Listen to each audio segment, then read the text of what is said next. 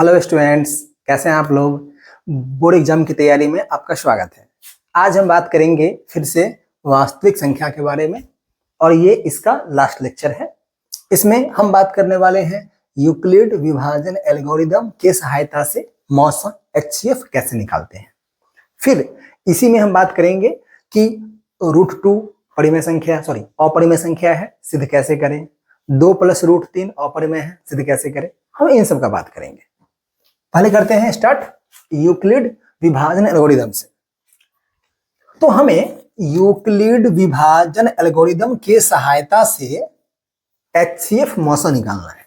वैसे हमने सीखा ही है मौसा निकालने का और भी तरीका, लेकिन ये तरीका क्या है वो सीखते हैं। वैसे अगर मैं आपको बताऊं एक अच्छी बात, तो ये तरीका आपको इसका नाम आज मालूम पड़ा है, लेकिन आप जब बचपन में मौसा निकालना सीखे होंगे तो इसी तरीका से मौसा निकाले होंगे, पक्की बात है। इसको आप सीधे शब्दों में कह सकते हैं भाग विधि द्वारा मौसा निकालना भी कहा जा सकता है। अब देखिए ये क्या है बेसिकली समझते हैं। जैसे मान लीजिए हमें निकालना है मौसा 24 और 248 का। 24 और 248 है, हमें इसका मौसा निकालना है, लेकिन हमें निकालना है मौसा यूक्लिड विभाजन एल्गोरिदम की सहायता से। अब ये होता क्या है पहले वो समझ लेते हैं, फिर तो हम इसका इस्तेमाल करेंगे और मौसा निकालेंगे। तो यूक्लिड विभाजन एल्गोरिदम जो है ये अपने आप में कुछ अलग नहीं है। आप जब छोटे बच्चे रहे होंगे तो आप भाग करते होंगे। जब हम भाग करते हैं तो भाग करने पर हमें भागफल आता है और शेषफल आता है। तो कई बार हम भाग का जांच करते हैं, भाग का चेक करते हैं कि हमारा भागफल और शेषफल सही सही आया है कि नहीं। तो भाग को जांच करने के लिए हम एक फॉर्मूला का इस्तेमाल करते हैं। अगर आपको याद हो तो वो फॉर्मूला ऐसा होता है, फॉर्मूला होता है भाज्य बराबर भाजक गुणे भागफल जोड़ शेषफल। ऐसा ये आपने पढ़ा होगा, भाज्य बराबर भाजक गुणे भागफल जोड़ शेषफल। अब इसमें भाज्य क्या होता है? भाज्य जिस संख्या में आप भाग लगा रहे हैं, जिसमें आप भाग लगा रहे हैं वो भाज्य है। जिस संख्या से भाग कर रहे हैं वो भाजक है, और भाग करने पर जो आंसर आ रहा है वो हमारा भागफल है, और जो नीचे में बच जाता है वो हमारा शेषफल होता है। ऐसा जैसे अगर हम इसी को भाग करें, चलिए कोई और अंक ले लेते हैं। हम भाग करते हैं 7 से मान लीजिए 60 में। तो अगर 7 से 60 में भाग करेंगे तो 7 8 56 और यहां बच जाएगा 4। तो हमने भाग किया है 60 में, तो ये 60 हमारा भाज्य है। भाग किया है 7 से, तो ये 7 हमारा भाजक है, और ये हमारा जिसमें हमने भाग किया था वो हमारा भाज्य है। जो यहाँ आंसर आया है इस आंसर को हम बोलते हैं भागफल। क्या है ये भागफल है। और जो नीचे बच गया है ये हमारा क्या है? ये हमारा शेषफल है। ऐसा तो भाग का जांच करते हैं कि ये हमारा भाग सही है कि नहीं। तो भाग का जांच करने के लिए इस फॉर्मूला का इस्तेमाल करते हैं। यहां भाज्य है तो यहां पे भाज्य 60 डाल दीजिए। भाजक गुणे भागफल, भाजक है 7, आपने 7 से भाग किया था। भागफल है 8 तो 8, और जोड़ शेषफल, तो शेषफल में यहां पर है 4। दोनों साइड बराबर आना चाहिए। देखिए तो यहां तो 60 है ही, 7 8 56 और 4, तो यहाँ पे 60 बराबर 60 आ गया। मतलब हमने ये भाग सही किया है। आप भी ऐसे किए होंगे बचपन में। तो भाग को जांच करने के लिए जिस फॉर्मूला का इस्तेमाल करते हैं ना, भाज्य बराबर भाजक गुणे भागफल जोड़ शेषफल, इसी फॉर्मूला को हम यूक्लिड विभाजन एल्गोरिदम कहते हैं। लेकिन इसमें इसका थोड़ा नाम वगैरह चेंज कर देते हैं, इसका हम नाम बदल देते हैं। इसी फॉर्मूले को बोलेंगे यूक्लिड विभाजन एल्गोरिदम, बस नाम बदल करके। तो नाम कैसे बदलते हैं? अब यूक्लिड विभाजन एल्गोरिदम में भाज्य का नाम जो है वो हम ए डाल देते हैं, इसको हम बोलेंगे ए। मतलब जिस संख्या में आप भाग कर रहे हैं उसको ए बोल दीजिए, भाजक जिससे आप भाग कर रहे हैं, जिससे भाग कर रहे हैं उसको बी बोल दीजिए, ठीक है। और जो भागफल आया आप उसको क्यू बोल दीजिए, ठीक है। जोड़ शेषफल, शेषफल को हम शॉर्टकट में इसको हम आर बोल देते हैं। तो इसको अगर b गुने क्यू कीजिएगा तो a बराबर b गुने क्यू, ये हो जाएगा a बराबर बी क्यू प्लस आर, ऐसा। तो a बराबर बी क्यू प्लस आर, इसी फॉर्मूला को हम बोलते हैं यूक्लिड विभाजन एल्गोरिदम। मतलब ये फॉर्मूला कुछ और नहीं है, यही फॉर्मूला है, ठीक है। हाँ, आप इसमें कह सकते हैं कि सर इसका हम नाम क्यों चेंज किए हैं। देखिए, तो अब इस भाज्य को हमने ए क्यों बोला, भाजक को बी क्यों बोला, ये तो नहीं पता। भाज्य को ए क्यों बोला, भाजक को बी क्यों बोला, इसके पीछे कोई कारण नहीं है। आप इसका नाम चाहे तो ए और बी का नाम चेंज भी कर सकते हैं। हाँ, लेकिन इसका नाम क्यों रखा गया है, वो क्यों रखा गया है ये हम कह सकते हैं। इसका नाम क्यों इसीलिए है क्योंकि भागफल को अंग्रेजी में कहते हैं कोसेंट। क्या बोलते हैं इसको? भागफल को बोलते हैं कोसेंट। तो है ना पहला क्यू, तो ये हमारा क्यू है। और शेषफल को अंग्रेजी में बोलते हैं रिमाइंडर, तो इसका ये आर है। तो भागफल को क्यू नाम क्यों है ये तो पता है, शेषफल आर पता है, ए और बी इसके पीछे कोई कारण है ही नहीं, बस ऐसे ही ए भी दिया हुआ है। तो अब आपसे कोई पूछे कि यूक्लिड विभाजन एल्गोरिदम क्या होता है, तो आपको सिंपल बताना है भाज्य बराबर भाजक गुने भागफल जोड़ शेषफल, इसी को हम बोलते हैं यूक्लिड विभाजन एल्गोरिदम। या ये ना बोल के अगर आप ये बोलेंगे तो और अच्छा है, ए बराबर बी क्यू प्लस आर, ए बराबर बी क्यू प्लस आर। अब देखिए इसमें एक दो और छोटी मोटी बातें हैं। अच्छा ध्यान दीजिएगा, इसमें इस आर का मतलब क्या है? इस आर का मतलब है शेषफल। आर क्या है यहाँ पे?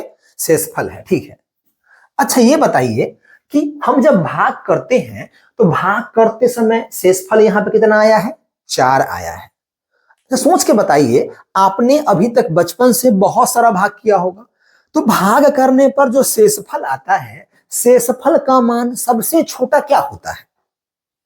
शेषफल का मान सबसे छोटा क्या आता है?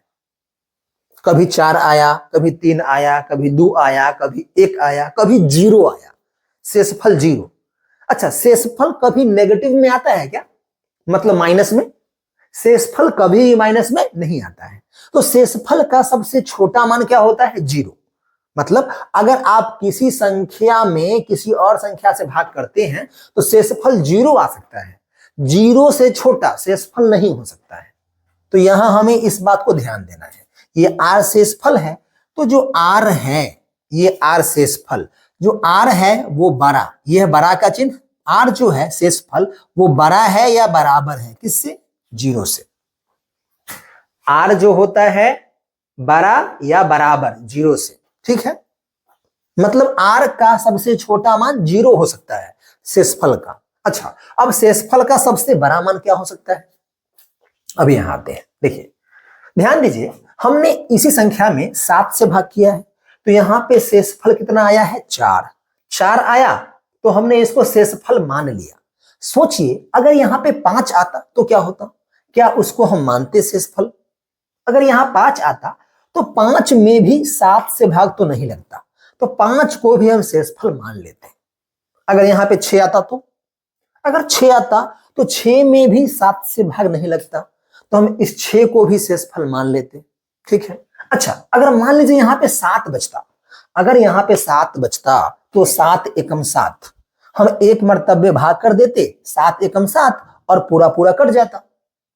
तो अगर यहां पे 7 बचता तो उसको हम शेषफल नहीं मानते, क्योंकि 7 बचेगा तो एक मर्तबे भाग लगा देंगे।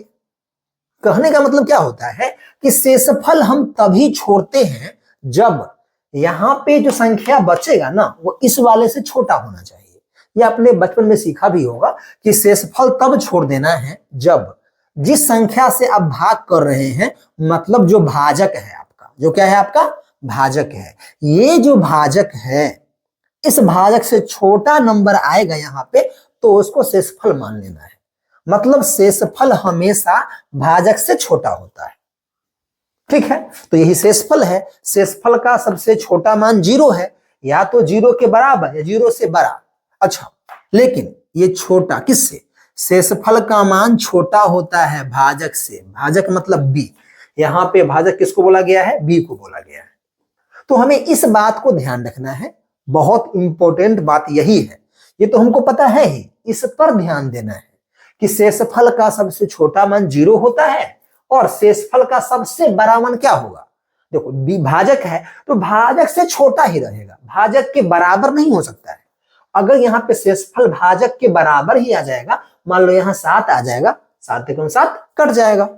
ठीक है जी, तो इसको हम बोलते हैं यूक्लिड विभाजन एल्गोरिदम, a बराबर बी क्यू प्लस आर, जहां पर r जो है वो शेषफल है तो शेषफल का मान 0 के बराबर या 0 से बड़ा और b मतलब भाजक से छोटा होना चाहिए।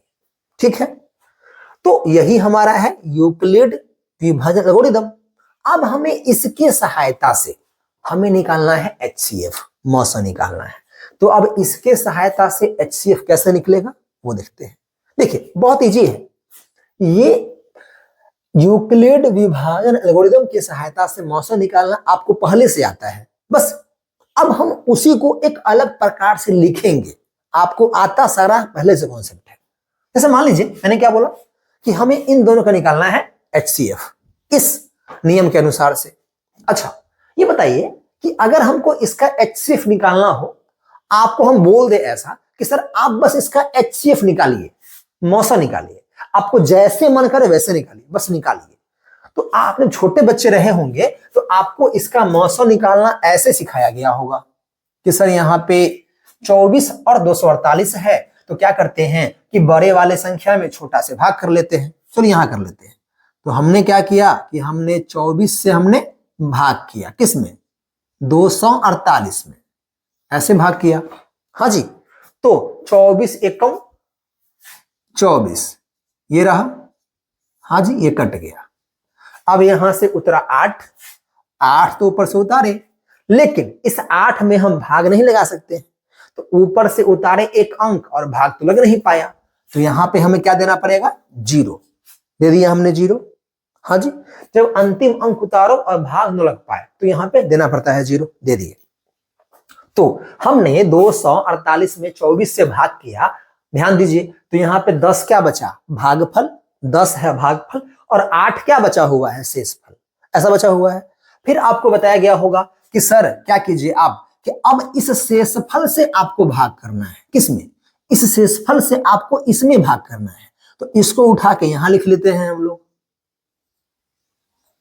लिख लिया, इसको उठा के हम यहां लिख लिए। अब इसमें हम इससे भाग करेंगे, तो 8 तिरिक 24, ये पूरा पूरा कट गया। जब पूरा पूरा कट जाएगा तो आपको देखना है कि ये पूरा पूरा किससे कटा? ये पूरा पूरा 8 से भाग करने पर कटा है। तो जिससे भाग करने पर पूरा पूरा कट जाएगा वही हमारा मौसा होगा। तो 8 से भाग किए थे तो पूरा पूरा कट गया, तो यही 8 हमारा क्या है? मौसा है। ऐसा आप सीखोगे बचपन में, सीखे हैं ना? अब देखिए, इसी बात को हमें अब इस प्रकार से लिखना है और कुछ नहीं करना है। तो लिखना कैसे है वो समझते हैं। तो ध्यान दीजिए, सबसे पहले आपको जो मौसा निकालना था किसका? 24 का, 248 का। ठीक है, तो अब इसी कॉन्सेप्ट को हम इस प्रकार से लिखेंगे। तो कैसे लिखना है वो समझिए। पहले हम ऐसे आंसर निकाल लेंगे दाहिने साइड में, और बाएं साइड में इस प्रकार से हमको लिखना पड़ेगा। अब देखिए, तो लिखते समय हमें करना क्या है? 2 संख्या हमको दिया हुआ है, तो दोनों संख्या में से जो संख्या छोटा है उसको b मानिएगा और बड़े वाले को a मानिएगा। तो बड़े संख्या को a मानो, तो यहां पे बड़ा ये है, तो बोलो a का वैल्यू कितना हो गया? 248, और छोटा है 24, तो b का वैल्यू कितना हो गया? ये हो गया हमारे पास 24। तो हमें करना क्या है? देखिए, यहां देखिए ए भाज्य, ए में भाग करना होता है बी से। हाँ जी, तो यहां हम दो ही तो किए हैं, ए में भाग किए हैं बी से, तो ए में भाग किए बी से, वो तो ठीक है। तो भागफल क्या आया, ये आया, ये भागफल क्या है क्यू, ये भागफल क्या है क्यू है। और ये बच गया 8, ये 8 हमारा क्या है शेषफल आर। ठीक है, तो बस हमने 24 से यहां पे भाग किया था ना, तो अब यहां पे इतना संख्या पे, इतना पे देखो, इतना वाले भाग में हमने 24 से भाग किया है, तो इतना वाले हिस्सा में आप यूक्लिड विभाजन एल्गोरिथम लगा दीजिए, ये फॉर्मूला इतना हिस्सा में बस। देखिए, तो हम यहां पे लिख लेंगे, क्योंकि हमें बोर्ड परीक्षा में नंबर चाहिए, तो हम यहां लिख लेंगे यूक्लिड विभाजन एल्गोरिदम से, यूक्लिड विभाजन एल्गोरिदम से। ठीक है, तो नियम क्या होता है, ए बराबर बी क्यू प्लस आर, ऐसा। देखिए, अब ए का वैल्यू क्या है यहां डाल दीजिए 248, बी आपने किससे भाग किया है 24 से, 24 भाग तो किया है, लेकिन भागफल क्या आया है यहां देखिए 10, तो यहां पे क्यू के जगह पे 10 डाल दीजिए, प्लस आर मतलब शेषफल, बोलो आर कितना है 8, तो 8 हो गया हमारा अब शेषफल। ठीक है जी, अब ये हो गया पहला भाग जहां हमने 24 से भाग किया था। अब इसमें दूसरा भाग है जहां हमने 8 से भाग किया है, देख रहे हैं। तो हमें करना क्या है, अब हमें इसी नियम को फिर से लिखना है, लेकिन लिखना है अब इस वाले हिस्से पर, इस वाले हिस्से पर। अब इस वाले हिस्से में देखिए, हमने किस में भाग किया है, हमने 24 में भाग किया है, और किससे भाग किया है 8 से भाग किया है। तो 24 में भाग किए हैं, तो इस वाले हिस्से में a का मान 24 हो गया और b का मान 8 हो गया, तो a का मान हो गया 24, b का मान हो गया 8 गुने क्यों, भागफल कितना है, तो भागफल है 3 और जोड़ शेषफल कितना है कुछ नहीं, मतलब 0। देखिए, तो जैसे ही शेषफल 0 आया, शेषफल 0 आया, तो जिस नियम में, जिस लाइन में शेषफल 0 आ जाएगा, उसी लाइन में जो भागफल होगा वही हमारा मौसा होगा। तो यहां लिख लेंगे अतः मौसा b 8। तो अगर हम इस बात को ऐसे लिख देंगे तो ये हो गया यूक्लिड विभाजन एल्गोरिदम से मौसा निकालना। अगर सिंपल आसान भाषा में कहा जाए तो हमने पहले भाग विधि से मौसा निकाल लिया, ठीक है, और उसके बाद आपको देखना है कि आपने पहले किससे भाग किया 24 से, 24 से भाग जहां तक किए थे वहां पर लगाइए ये नियम, फिर आपने आगे 8 से भाग किया तो 8 से भाग जहां पे किए उस पे लगाइए फिर से नियम, फिर अगर आगे भाग कीजिएगा तो वहां पे फिर से लाएंगे इसी नियम को, जब तक शेषफल 0 न आ जाए हमें भाग यहाँ पे लगाते जाते हैं और यहाँ पे हम लिखते जाते हैं। और जिस लाइन में शेषफल 0 आ जाएगा उसी लाइन का जो भाजक होगा b का मान वही हमारा मौसा होगा। ठीक है, आइए बात समझ में, चलिए ठीक है। अब देखिए, जैसे मान लीजिए अगर हमें इस पर एक और क्वेश्चन करना हो तो कैसे करेंगे, तो यहां पे हम एक और संख्या लेते हैं, फिर हम उसका निकालते हैं मौसा यूक्लिड विभाजन एल्गोरिदम से। जैसे मान लीजिए कि सर मुझे मौसा निकालना है कितने का 28 का, और मान लीजिए हमें मौसा निकालना है 476 का। हमें इन दो संख्या का मौसा निकालना है उसी नियम से, यूक्लिड विभाजन एल्गोरिदम के नियम से। तो सबसे पहले करना क्या है, सबसे पहले इसका मौसा निकाल लो इस साइड में भाग विधि से, बिल्कुल वैसे ही निकाल लो। तो हमने क्या किया कि हमने 28 से भाग दे देंगे 476 में, हमने भाग दिया। देखिए तो क्या होगा 28 एक कम 28 यहां लग जाएगा। अब यहाँ पे क्या होगा 47 में से 28 में घटाना है तो हमको यहाँ पे 19 बच जाएगा। ठीक है, अब 19 में तो भाग लगेगा नहीं तो यहां से उतारेंगे 6, ये हो गया हमारे पास 6। ठीक है, अब देखिए अब यहाँ पे 28 है, यहाँ पे 196 है। 28 है, 196 है, जरा इसको भाग कीजिए। बोलिए कैसे भाग लगाएं? 28 छक्का अगर लगाएंगे तो 3 छक्का 18, ठीक है। अगर 28 सते लगाएं भाग तो 28 सते भाग लगाइएगा तो क्या होगा? 7 8 56, 7 दूनी 14 और 14 5 19। देखिए ये तो पूरा पूरा कट गया इसी संख्या से, पूरा पूरा इसी से कट गया। अगर पूरा पूरा इसी से कट गया मतलब यहीं पे शेषफल 0 आ गया। जब यहीं पे शेषफल 0 आ गया मतलब जिससे हम भाग किए थे वही हमारा क्या है? मौसौ है। तो इन दोनों का अगर हम मौसौ का हम बात करेंगे तो इन दोनों का मौसौ तो 28 ही है।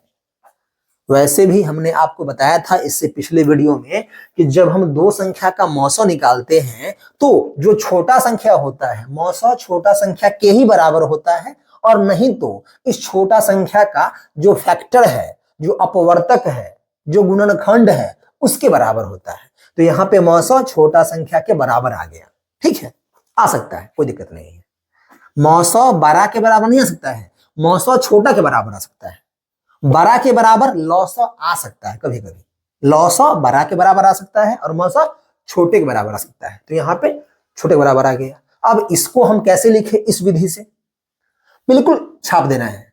जो संख्या छोटा है उसको ए मान लीजिए, 476, सॉरी जो बड़ा है उसको ए मान लेंगे और छोटा को हम क्या मान लेंगे? बी मान लेंगे। और यहाँ पे हम लिख लेंगे क्या? यहां हम लिख लेंगे यूक्लिड विभाजन एल्गोरिदम से। नियम क्या है वो लिख लीजिए, ए बराबर बी क्यू प्लस आर, लिख लिया हमने। अब ए का मान यहां दिया हुआ है तो डाल दीजिए 476, बी का मान है 28 गुने भागफल कितना है 17 और शेषफल यहाँ पे क्या है 0। तो शेषफल यहाँ पे 0 पहले ही लाइन में आ गया, कोई बात नहीं है। तो जहां भी सब 0 आ गया, पहला में आए चाहे 10वां में आए, शेषफल हमें 0 चाहिए। तो शेषफल 0 कब आया? 28 से भाग करने पर। तो यहाँ पे मौसौ कितना हुआ इसका? 28 इसका मौसौ हुआ। तो इसी को हम ऐसे लिख दिए, बस हो गया आंसर। आई बात समझ में? चलिए ठीक है। अब देखिए, अब हमें इस चैप्टर में बात करना है कि कैसे सिद्ध करें कि √2 या √3 एक अपरिमेय संख्या है। ये क्वेश्चन बोर्ड परीक्षा में आता ही आता है, उसको हम सिद्ध करेंगे आज बिल्कुल आसान भाषा में, ठीक है, एक नए प्रकार से।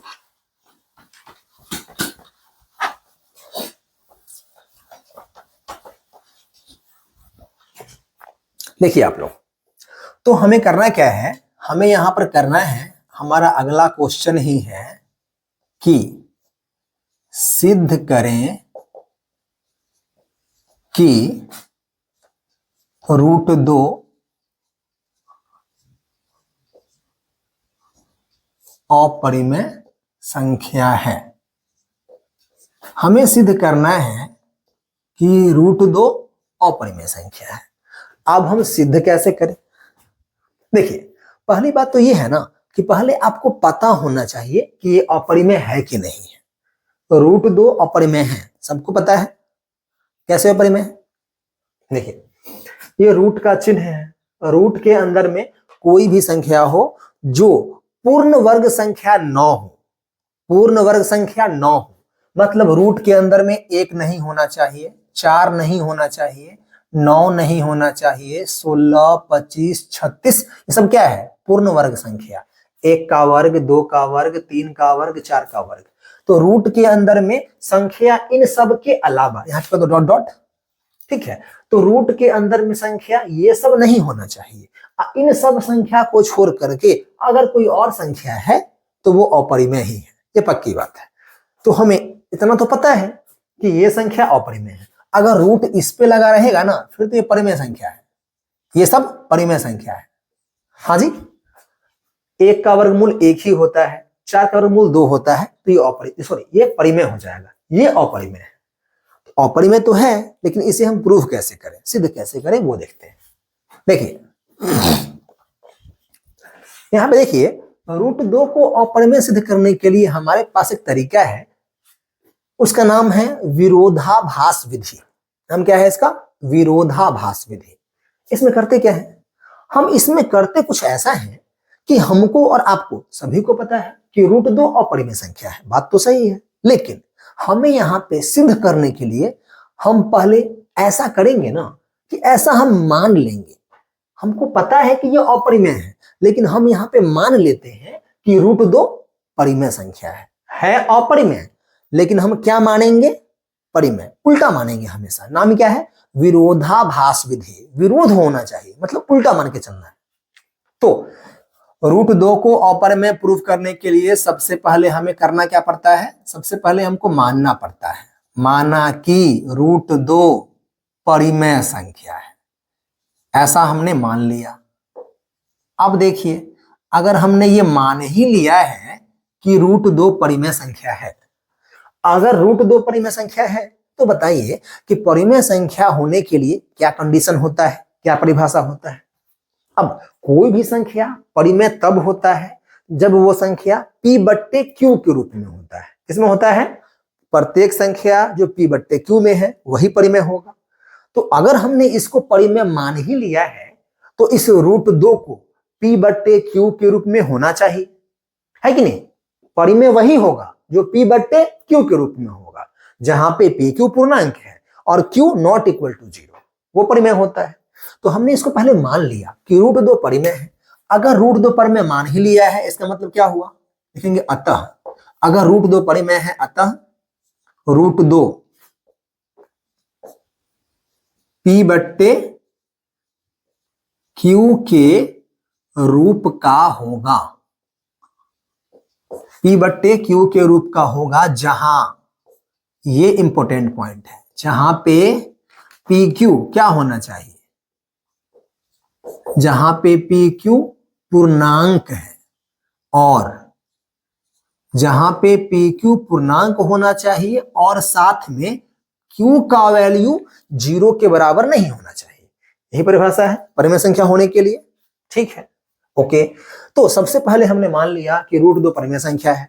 अगर ये परिमेय है √2, तो √2 को p/q के रूप में होना चाहिए, जहां pq पूर्णांक है और q ≠ 0 है। अब देखिए, अब √2 परिमेय है, p/q के रूप में है। अब संख्या p/q के रूप में कई तरह से हो सकता है। जैसे मान लीजिए, मेरे बोलने का मतलब ये है कि 4/6 ये संख्या भी p/q के रूप में है, और 2/3 संख्या ये भी क्या है? p/q के रूप में है। लेकिन तो दोनों ही परिमेय संख्या है, लेकिन दोनों में एक बात का अंतर है। देखिए, ये 4/6 है, तो ये p/q में तो है, परिमेय संख्या तो है, लेकिन हम इसको और 2 से काट करके थोड़ा छोटा कर सकते हैं, और 2 से काट करके छोटा हम ऐसा कर सकते हैं 2/3। तो ये भी p/q होता है, ये भी क्या p/q होता है, लेकिन ये p/q जो है अपने सबसे छोटे रूप में है, सिंपलेस्ट फॉर्म, सरलतम रूप में है, और ये अपने छोटे रूप में नहीं है। ठीक है, तो √2 p/q के रूप में है, तो पहले हमको यहां बताना पड़ेगा कि p/q के रूप में है ऐसा वाला जहां पे कोई संख्या से कट जाए, कि ऐसा वाला कोई संख्या से ना कटे, हमको बताना पड़ेगा। तो हम यहां क्या करेंगे, हम पहले मान लिए कि √2 परिमेय संख्या है, तो √2 p/q के रूप का होगा, पक्की बात है। अब देखिए, हम है करेंगे, हम इसमें साथ ही हम इसमें एक और बात मान लेते हैं, साथ ही हम ऐसा मान लेते हैं कि माना कि हम ऐसा मान लेते हैं कि p/q के रूप में है ना, वो ऐसा वाला है, अपने सबसे छोटे रूप में है, मतलब p/q में है, अब ये कटवट नहीं सकता है, अपने सबसे छोटे रूप में है। सबसे छोटे रूप में है कहने का मतलब क्या हुआ? कहने का मतलब ये हुआ कि इसको आप किसी और संख्या से काट नहीं सकते हैं। ठीक है, तो इसको हम मैथ में ऐसे लिखते हैं कि साथ ही माना कि p और q में एक के अलावा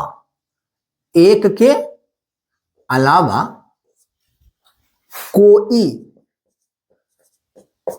दूसरा, एक के अलावा कोई दूसरा उभयनिष्ठ गुणनखंड, एक के अलावा कोई दूसरा उभयनिष्ठ गुणनखंड। ये आपको समझ में नहीं आया होगा, आप भले हिंदी मीडियम के हैं लेकिन आपको इसका इंग्लिश पता होगा। कोई भी उभयनिष्ठ गुणनखंड आप ब्रैकेट में लिख सकते हैं कॉमन फैक्टर, कॉमन फैक्टर। साथ ही माना कि P और Q में एक के अलावा कोई दूसरा कॉमन फैक्टर नहीं है। मतलब A, P और Q जो ऐसा है ना, P और Q ऐसा है कि इसको हम एक से काट सकते हैं, किसी और संख्या से हम काट नहीं सकते हैं। और एक से काटिएगा तो क्या होगा, कोई फर्क थोड़े पड़ेगा। एक से काटने पर संख्या उतना ही रहता है। अगर इसको दो से काटेंगे, इसको दो से काट दिए तो छोटा हो गया, लेकिन इसको हम एक से काट सकते हैं, उससे फायदा होने वाला नहीं है। एक दूना दो, एक तिहाई तीन, फिर से वही बन जाएगा। तो वही बात है कि हम यहाँ ये मान लेते हैं कि P बट्टा Q जो है वो अपने सबसे छोटे रूप में है। इसी बात को बोलते हैं मैथ की भाषा में कि माना कि P और Q में एक के अलावा कोई दूसरा कॉमन फैक्टर उभयनिष्ठ गुणनखंड नहीं है। मतलब P और Q ऐसा है कि आप इसको एक से काट सकते हैं, किसी और संख्या से आप काट नहीं सकते हैं। ऐसा हमने मान लिया, ठीक है। बस आपको इतना बात याद कर लेना है, ठीक है। क्योंकि हम सिद्ध करना है ना, तो सिद्ध करने वाले में हमें काफी कुछ याद रखना पड़ता है कि कैसे लिखना है, किसके बाद क्या लिखना है। तो हमने इतना याद कर लिया। पहले मानेंगे परिमेय संख्या है, अगर परिमेय संख्या है तो P बट्टे Q के रूप में होगा, ठीक है। अब P बट्टे Q में दो बातें होती है, या तो वो अपने सबसे छोटे रूप में होता है या सबसे छोटे के अलावा किसी और में होता है। अगर सबसे छोटे में होता है तो इसे आप सिर्फ एक से काट सकते हैं। अगर इसके अलावा किसी और में होगा तो वो संख्या 2 से, 3 से, 4 से, किसी और से भी कट सकता है। तो सबसे अच्छा होता है कि आप उसको सबसे छोटे रूप में लीजिए, अच्छा रहता है। तो हम यहां फिर से एक बात मान लेंगे कि P और Q में एक के अलावा कोई दूसरा गुणनखंड कॉमन फैक्टर नहीं है, ठीक है। हमने इतना मान लिया, मतलब ये और कटने उठने वाला नहीं है। अब देखिए हमें करना क्या है। तो हमें यहाँ पे करना ये है कि हमने ये तो मान लिया है कि रूट दो परिमेय है। अगर रूट दो परिमेय है तो P बट्टे Q के रूप में होगा। तो हम इसी बात को यहाँ पे लिखेंगे कि रूट दो अगर परिमेय है तो रूट दो किसके रूप में होगा, P बट्टे Q के रूप में होगा। इतना लिख लिया, ठीक है। अब क्या कीजिए, ध्यान दीजिएगा, इसमें P और Q ये दोनों पूर्णांक है, भूलना नहीं है। अब आपको करना क्या है कि अब आपको इसका दोनों साइड स्क्वायर कर देना है। हाँ जी, यहां पे लिखेंगे दोनों तरफ स्क्वायर मतलब वर्ग। दोनों तरफ वर्ग करने पर आपको यहां पे वर्क करना है, दोनों साइड वर्क करने पर वर्क कीजिए।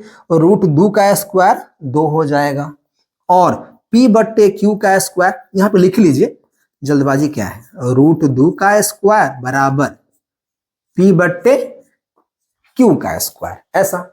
तो अब देखिए रूट 2 का स्क्वायर क्या हो जाएगा, 2 हो जाएगा, और P बट्टे Q का स्क्वायर तो ये बन गया P square divide by Q square, ऐसा है।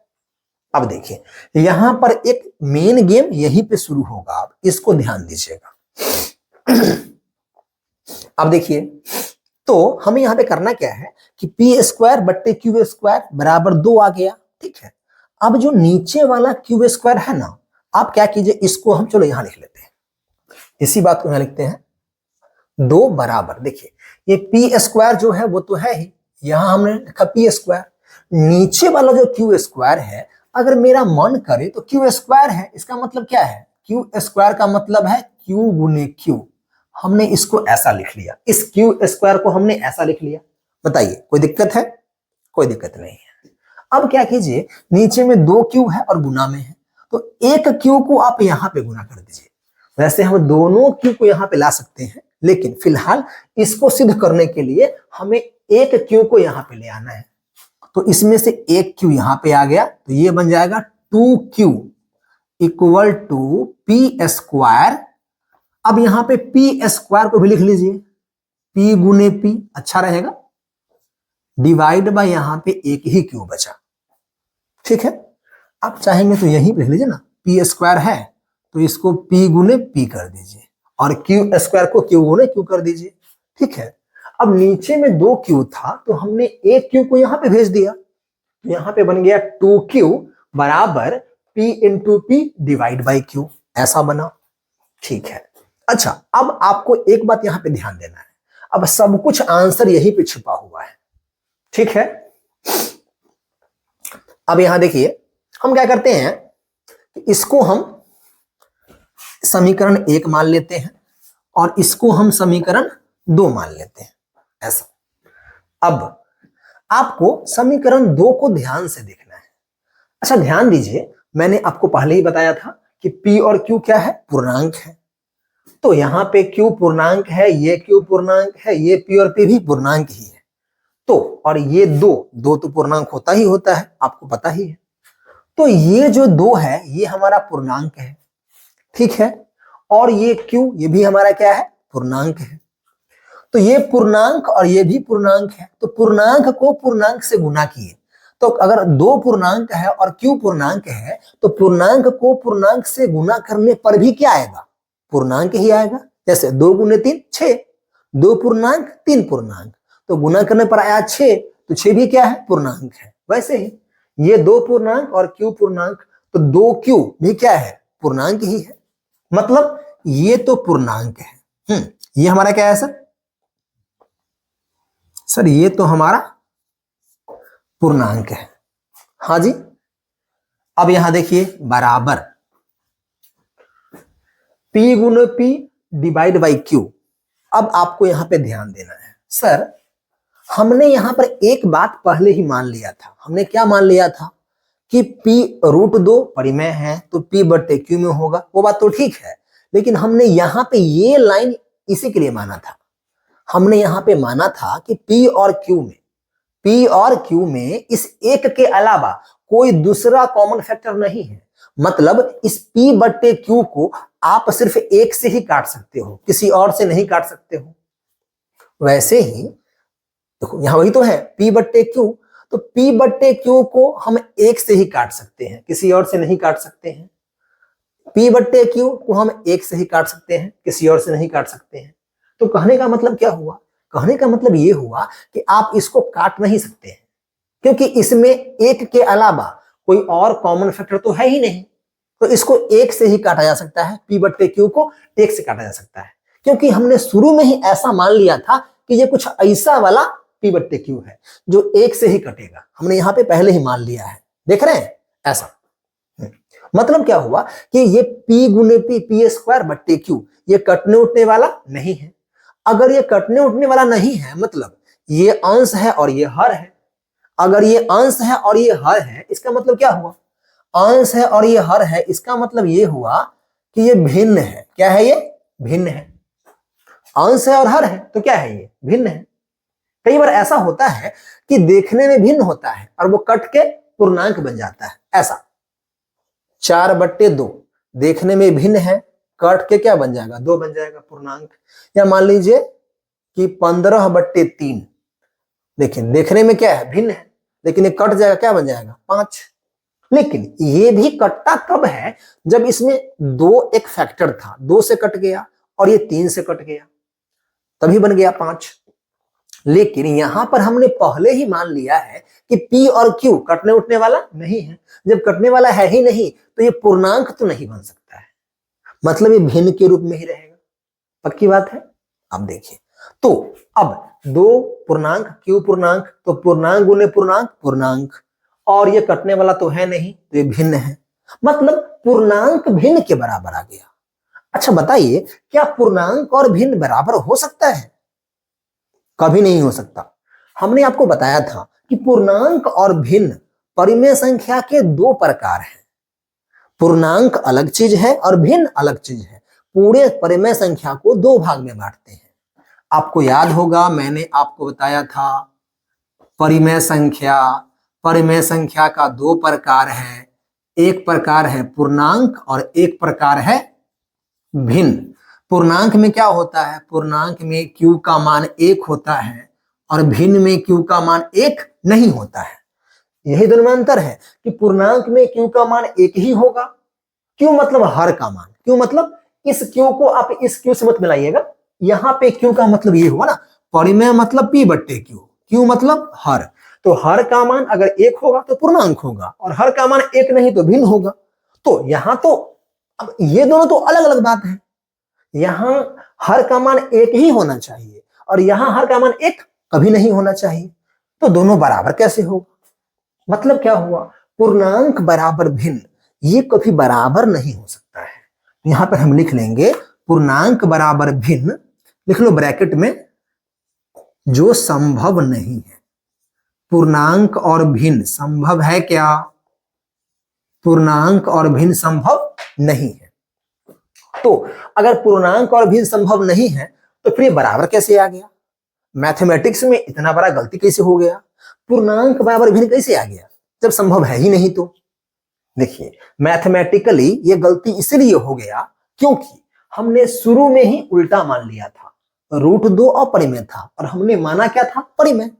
अगर हम √2 को अपरिमेय ही मानते ना तो ये असंभव होने वाला चीज यहाँ पे कभी नहीं दिखता। हमने यहाँ पे √2 को जानबूझ के परिमेय माना, उल्टा माना, इसीलिए हमें यहाँ पे क्या दिखा? असंभव होने वाला समीकरण दिख गया कि पूर्णांक और भिन्न बराबर होता है, ये बराबर कभी नहीं हो सकता है। तो अब हम ये बोलेंगे कि पूर्णांक बराबर भिन्न जो संभव नहीं है, नीचे लिखेंगे अब हम उपरोक्त परिणाम। हाँ जी, ऊपर में जो भी परिणाम आया है, जो भी समीकरण आया है पूर्णांक बराबर भिन्न, उपरोक्त परिणाम इसीलिए प्राप्त हुआ, क्या लिखेंगे हम? उपरोक्त परिणाम इसीलिए प्राप्त हुआ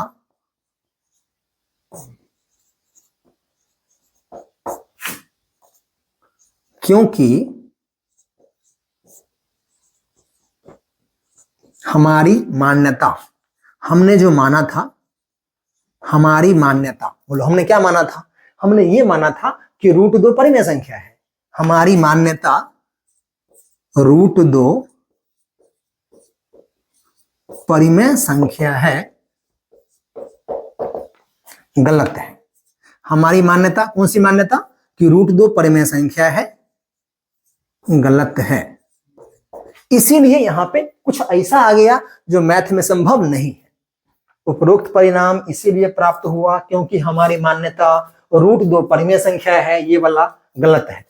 ठीक है, अब लिखेंगे नीचे, अतः √2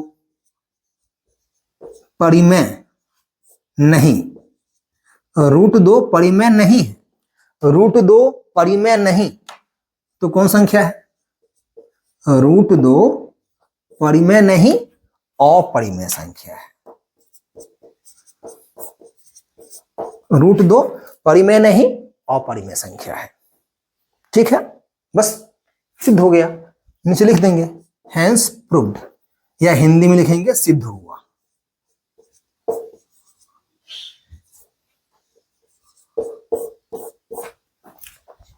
आइए बात समझ में, बस ऐसे ही करना है। अब देखिए, आपको बस एक बार ना इन सब बात को, इस वीडियो को दोबारा से सुनिएगा, दोबारा से समझ में अच्छी बात है, नहीं तो फिर तीसरी बार सुनिएगा। ध्यान से सुनेंगे तो आपको सारा बात समझ में आ जाएगा। यहां पर हमें √2 को अपरिमेय सिद्ध करना था, तो हमने हर जगह 2 2 2 लिखा है। अगर इसी में अगर √3 को अपरिमेय सिद्ध करना होगा तो कुछ बदलना नहीं है, बस जहां पे 2 लिखा हुआ है ना वहां पे 3 3 कर देना है, बस वहां पे 3 3 कर देना है। बाकी जो बचा हुआ शब्द है वो वैसा ही रहेगा, बस अंक बदलेगा। √5 भी अपरिमेय है, अगर √5 को अपरिमेय सिद्ध करना हुआ तब भी सेम करना है, 2 की जगह क्या आ जाएगा? 5 5 आ जाएगा। ठीक है, बाकी भाषा जो है वो वही रहेगा। √7 अपरिमेय संख्या है, वो सिद्ध करना है तो भी बस √2 के जगह पे 7 आ जाएगा, बाकी सब कुछ वही रहेगा। तो अगर आप √2 अपरिमेय संख्या है इस प्रकार सिद्ध करते हैं तो आपको बिल्कुल आसान भाषा में आ जाएगा समझ में। और √2 के अलावा √3, √5, √7 कोई भी रूट हो, √11, √15 को अपरिमेय आप सिद्ध कर सकते हैं बिल्कुल आसान शब्द में। ठीक है, चलिए बहुत बढ़िया। अब देखिए, अब इसमें क्या है कि हमें इसमें अब बात करना है एक लास्ट टॉपिक के बारे में, जो इस मीटर का लास्ट पॉइंट है वो समझते हैं। बिल्कुल कुछ इसी प्रकार से है।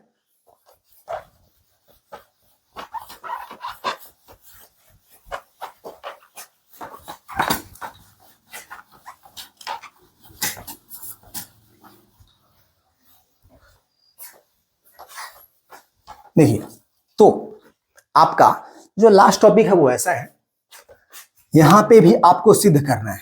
यहां आपको क्या सिद्ध करना है? यहां आपको सिद्ध करना होता है कि सिद्ध करें कि 3 + √2, 3 + √2 अपरिमेय संख्या है। 3 + √2 अपरिमेय संख्या है, ये आपको सिद्ध करना है। देखिए, अब इसे कैसे करते हैं सिद्ध? अच्छा, जो हमने इससे पीछे का प्रश्न सिद्ध किया है ना, अगर आपका विचार हो तो आप इसको भी पीछे वाले तरीका से सिद्ध कर सकते हैं, लेकिन इसका एक और तरीका है, पीछे वाले से भी आसान, बहुत आसान है। हम इसको वैसे करेंगे सिद्ध, ठीक है? अच्छा, 3 + √2 अपरिमेय संख्या है।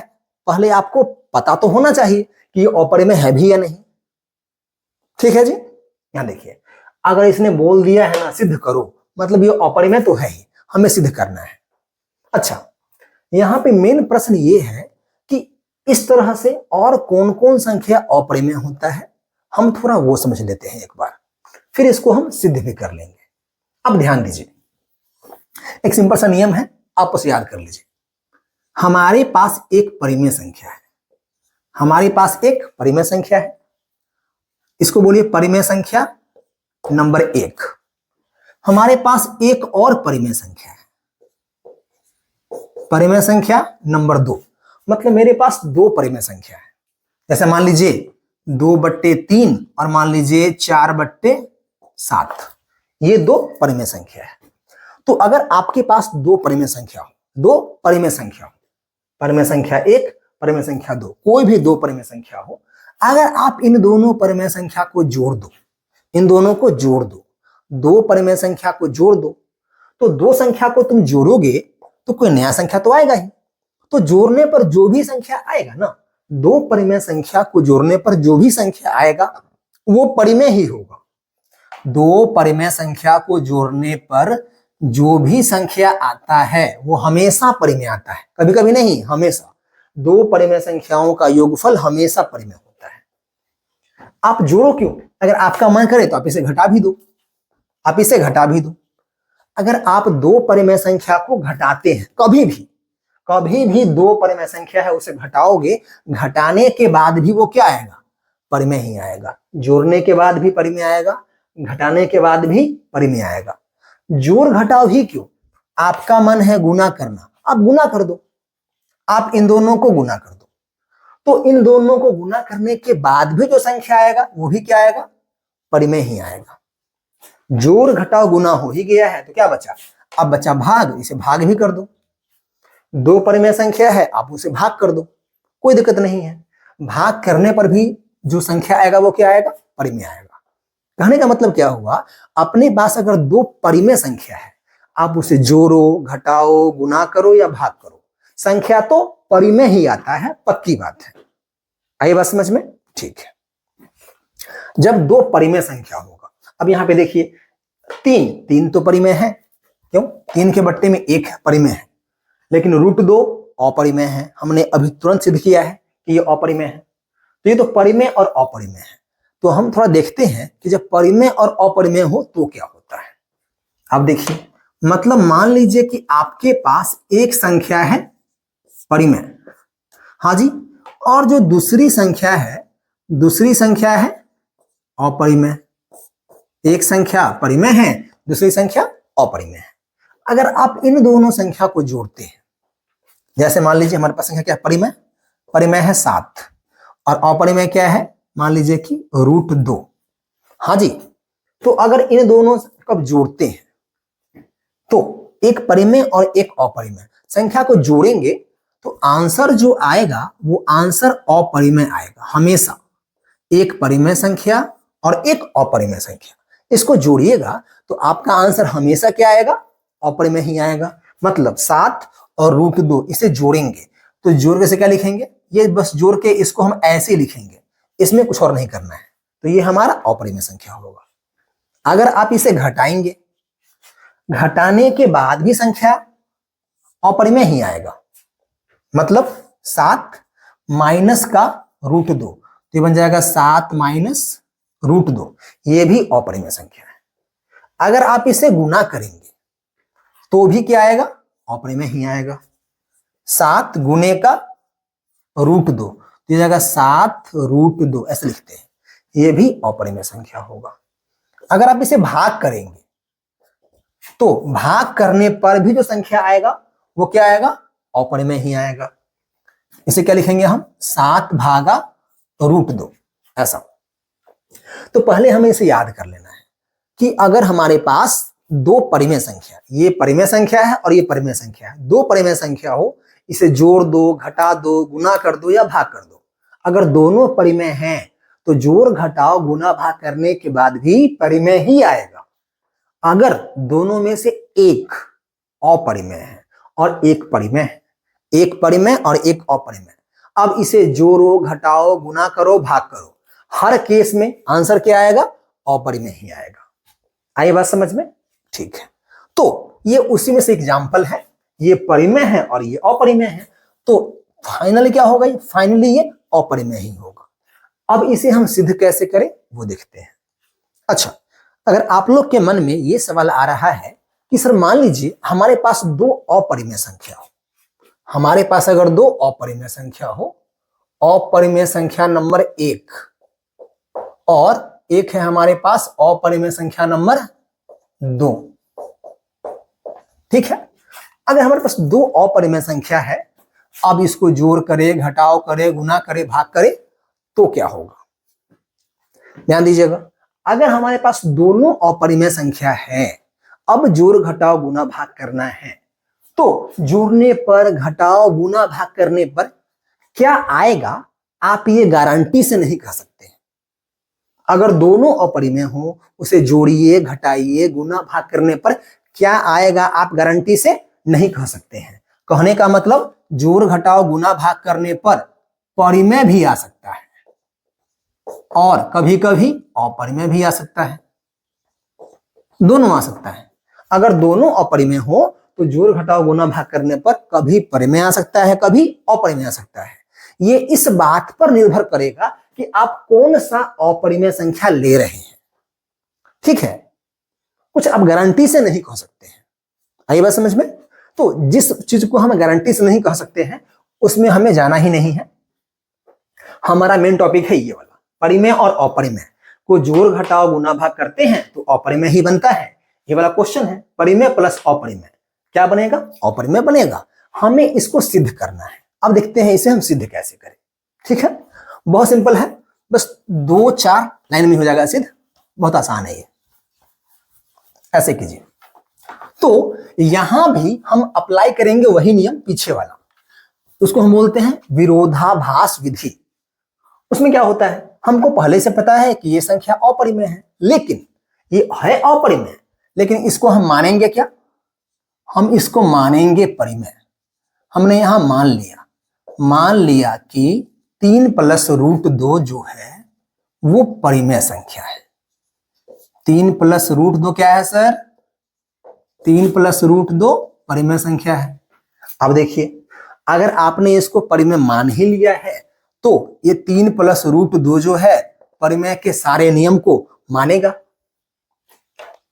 तो अगर ये परिमेय है, इसका मतलब क्या हुआ कि 3 + √2 P/Q के रूप का होगा। 3 + √2 P/Q का रूप का होगा, जहां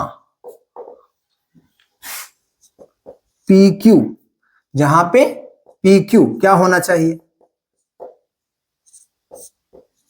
जहां पे PQ पूर्णांक होना चाहिए, और साथ ही Q जो नीचे वाला हर है वो Q 0 नहीं होना चाहिए। हमने इतना मान लिया, ठीक है। अब देखिए, इससे पीछे हम जब √2 अपरिमेय है सिद्ध किए थे, वहां पर हमने थोड़ा और माना था। क्या माना था? साथ ही पी और क्यू में एक के अलावा कोई और कॉमन फैक्टर नहीं है, वो हमें यहां पर मानने का आवश्यकता नहीं है, उसके बिना ही काम हो जाएगा। ठीक है, इतना मान लिए, अब बस काम हो जाएगा। देखिए, तो 3 + √2 पी बट्टे क्यू के रूप का होगा, तो हमने नीचे में लिख लिया 3 + √2 बराबर क्या? पी बट्टे क्यू। लिख लिया, ठीक है। अब ध्यान दीजिए, इसमें 3 पूर्णांक है ही, पी पूर्णांक है, क्यू पूर्णांक है। यहां बोला गया है पी क्यू क्या है? पूर्णांक है। तो 3 पूर्णांक, पी पूर्णांक, क्यू पूर्णांक, तो सारे पूर्णांक को एक साइड में कर लीजिए। हाँ जी, तो हम इसको यहां भेज देते हैं, तो यहां बच गया √2 और ये हो गया पी बट्टे क्यू -3। ऐसा, ये पूर्णांक और ये भी क्या है? पूर्णांक। अब ध्यान दीजिए, सर ये पूर्णांक है, ये परिमेय संख्या तो है ही, पी बट्टे क्यू है तो परिमेय संख्या है, 3/1 है ये परिमेय संख्या है ना? पी बट्टे क्यू परिमेय, 3/1 परिमेय। ये परिमेय माइनस परिमेय, मैंने क्या बताया आपको? परिमेय संख्या माइनस परिमेय संख्या। अगर दो परिमेय संख्या को जोड़ दो, घटा दो, गुना कर दो, भाग कर दो, क्या आता है? परिमेय संख्या ही आता है। मतलब ये संख्या तो क्या है? ये संख्या तो परिमेय है। पक्की बात है। पी बट्टे क्यू परिमेय, 3/1 परिमेय, परिमेय माइनस परिमेय क्या होता है? परिमेय होता है। अच्छी बात। अच्छा, अभी तुरंत याद कीजिए, अभी हम इससे पहले वाले क्वेश्चन में √2 को क्या प्रूफ किए थे? अभी तुरंत हम प्रूफ किए हैं कि √2 क्या है? √2 अपरिमेय है। आई बात समझ में? अब देखिए, हमने अभी तुरंत प्रूफ किया है ना कि √2 अपरिमेय है। पक्की बात। और ये परिमेय माइनस परिमेय, तो क्या हुआ? परिमेय हुआ। अब देखिए, ये क्या बवाल हो गया? परिमेय और अपरिमेय दोनों बराबर कैसे हो गया? परिमेय और अपरिमेय बराबर हो सकता है क्या? बराबर कभी नहीं हो सकता। वास्तविक संख्या दो प्रकार का, परिमेय और अपरिमेय, ये दो अलग अलग प्रकार है, ये दोनों बराबर कैसे होगा? एक पी बट्टे क्यू के रूप में होता है, एक पी बट्टे क्यू में नहीं होता है, दोनों बराबर तो कभी नहीं हो सकता। तो अगर बराबर नहीं हो सकता है तो इतना बड़ा गलती हो कैसे गया? यहां लिख लेंगे परिमेय बराबर अपरिमेय, ब्रैकेट में लिख लीजिए जो संभव नहीं है। परिमेय बराबर अपरिमेय जो संभव नहीं है। तो इतना बड़ा गलती कैसे हो गया जो संभव है ही नहीं? ये गलती इसीलिए हुआ है क्योंकि हमने जानबूझ करके ही इसको क्या माना था? परिमेय संख्या माना था। हमें, आपको, सबको मालूम है कि ये संख्या तो अपरिमेय है, लेकिन हमने इसको उल्टा परिमेय मान लिया। जब उल्टा मानोगे, अपरिमेय के जगह पे परिमेय मानोगे, तो रिजल्ट भी कुछ ऐसा ही आएगा, असंभव सा होने वाला है कि नहीं? तो यहां हम लिखेंगे फिर से, अब यहां पे लिखेंगे वही बात जो हम पिछले क्वेश्चन में लिखेंगे। पीछे हमने क्या लिखा था? सबसे अंतिम में, उपरोक्त परिणाम इसीलिए प्राप्त हुआ।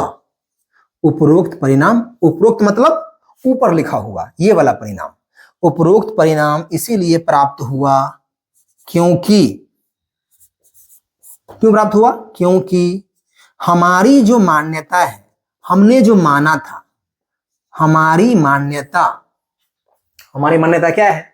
कि ये परिमेय संख्या है। हमारी मान्यता 3 + √2, 3 + √2 परिमेय संख्या है। हमारी मान्यता 3 + √2 परिमेय संख्या है, गलत थी।